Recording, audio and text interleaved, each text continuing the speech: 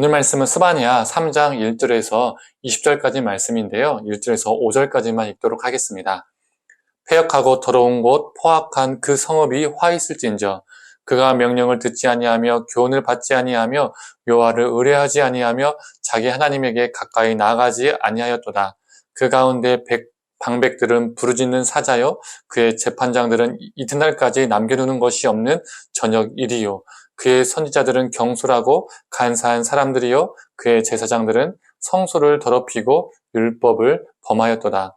그 가운데에 계시는 여호와는 의로우사 불의를 행하지 아니하시고 아침마다 빠짐없이 자기의 공의를 비추시거늘 불의한 자는 수치를 알지 못하는도다. 아멘. 아침 묵상을 통해서 하나님의 은혜가 있기를 간절히 소망합니다. 오늘 본문은 예루살렘을 향한 하나님의 메시지입니다. 예루살렘이 어떤 곳이죠? 하나님의 도성이라고 불리는 곳이었습니다. 하나님의 도성답게 예루살렘은 거룩한 도시, 정결한 성읍이 되어야 했습니다. 그런데 1절을 보면 이 예루살렘을 어떻게 말하고 있죠? 패역하고 더러운 곳, 포악한 그 성읍이 화있을진저라고 말하고 있습니다. 하나님의 도성이 하나님 앞에 패역하고 더럽고 포악하다라고 말하고 있죠. 왜 예루살렘은 이렇게 되었을까요? 2절을 공동번역으로 한번 읽어보겠습니다. 불러도 듣지 아니하고 징계를 해도 코웃음만 치며 제 하나님 야훼를 멀리하고 의지하지도 않는구나.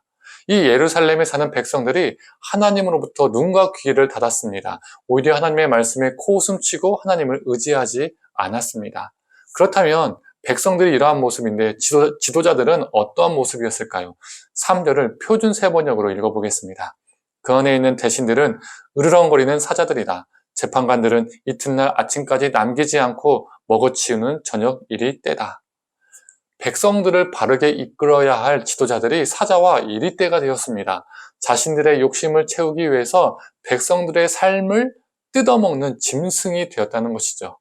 백성들을 섬기도록 세움받은 자들이 자신의 사명을 망각하고 백성들을 수탈하는데 몰두하고 있다는 것이죠. 자기 배만 불렀습니다. 그렇다면 백성들과 또 일반 백성들을 이끄는 일반 지도자들을 보았는데 이번에는 종교 지도자들은 어떤 모습이었을까요? 4절을 표준 세번역과 공동번역 이 두 가지 다 읽어보겠습니다. 먼저 표준 세번역입니다. 예언자들은 거만하며 믿을 수 없는 자들이고 제사장들은 성소나 더럽히며 율법을 범하는 자들이다. 이번엔 공동번역입니다. 예언자들은 제 잘난 멋에 사람들을 속이고 사제들은 성소를 더럽히며 법을 짓밟는다. 하나님의 말씀을 백성들에게 온전히 선포해야 할 예언자들이 어떻게 되었습니까? 하나님의 말씀을 이용해서 백성들을 속이는 사기꾼이 되었습니다. 성전을 거룩하게 지키고 돌보고 율법을 가르쳐야 하는 제사장들은 어떻게 되었습니까? 오히려 성전을 더럽히고 율법을 짓밟았습니다. 예언자들과 제사장들은 어느 누구보다 하나님의 말씀을 중하게 받아들이고 그 말씀을 삶으로 살아내야 할 존재들인데 그 말씀으로 밥벌이를 하며 어느 누구보다 가장 그 말씀을 가볍게 여기고 뭉개버린 존재들이 되었던 것이죠. 예루살렘의 종교인들, 그리고 지도자들, 그리고 백성 모두 다 하나님의 이름은 부르지만 실제로는 하나님과 전혀 상관없는 삶을 살고 있었던 겁니다. 결국 그들에게 남은 것은 무엇입니까? 심판입니다. 그런데 제가 예전 설교, 주일 설교 때도 언급한 적이 있었는데요. 우리는 죄하면 바로 하나님이 심판하실 것이라 생각하잖아요. 바로 이 죄와 이 심판이 바로 직결된다고 생각합니다. 그러나 우리 하나님은 우리가 죄를 지었다고 바로 우리를 심판하시는 분은 아니십니다. 만약에 바로 심판하시는 분이시라면 이 땅에 살아남을 수 있는 사람은 몇이나 될까요? 별로 없을 겁니다. 우리 하나님은 인자하시고 자비로우시고 은혜로운 분이시기 때문에 우리가 죄를 지었을 때 바로 심판하지 않으시고 우리에게 회개할 기회를 주십니다. 그 회개의 기회를 주실 때 그 기회를 잡는 것이 지혜로운 길이며 살 길입니다. 그 기회를 주셨는데 그 기회를 외면했을 때 심판이 임하는 것이죠. 바로 오늘 예루살렘이 유다가 그랬습니다. 7절을 표준 세번역으로 읽어보겠습니다. 내가 너에게 일렀다. 너만은 나를 두려워하고 내가 가르치는 대로 하라고 하였다.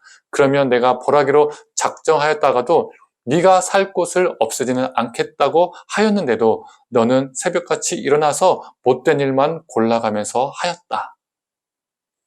하나님께서 예루살렘을 향해서 회개할 기회를 주셨다는 거예요. 그런데 그 기회를 무시하고 새벽같이 일어나서 못된 일만, 죄악만 골라서 행했다라고 지금 성경은 말하고 있습니다. 그래서 하나님이 예루살렘을 향해서 뭐라고 말씀하고 계십니까? 8절입니다.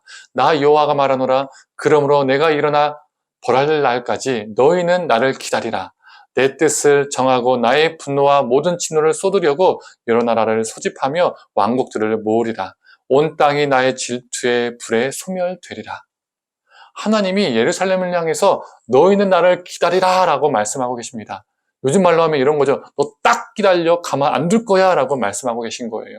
성도님들, 우리 하나님은 자비롭고 인자하신 분이시기 때문에, 은혜로운 분이시기 때문에 우리의 죄를 보시고 바로 심판하지 않으십니다. 우리에게 먼저 회개의 기회를 주십니다.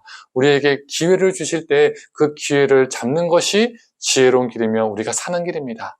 우리의 교만으로 그 기회를 차버리는 어리석은 존재가 아니라 우리에게 회개할 기회를 주실 때 놓치지 않고 진정으로 회개하는 우리가 되기를 간절히 소망합니다. 함께 기도하겠습니다. 하나님께서 유다 백성들에게 예루살렘에게 회개할 기회를 주셨는데 그 회개할 기회를 박차버리는 외면하는 이 유다 백성들의 모습을 보게 됩니다. 하나님, 이 유다 백성이 우리의 모습이 되지 않게 하여 주시옵소서. 하나님께서 회개할 기회를 주실 때 그 회개할 기회를 잡는 우리가 되게 하여 주시옵소서. 그 길이 지혜로운 길이요, 그 길이 살 길임을 기억하면서 살아가게 하여 주시옵소서.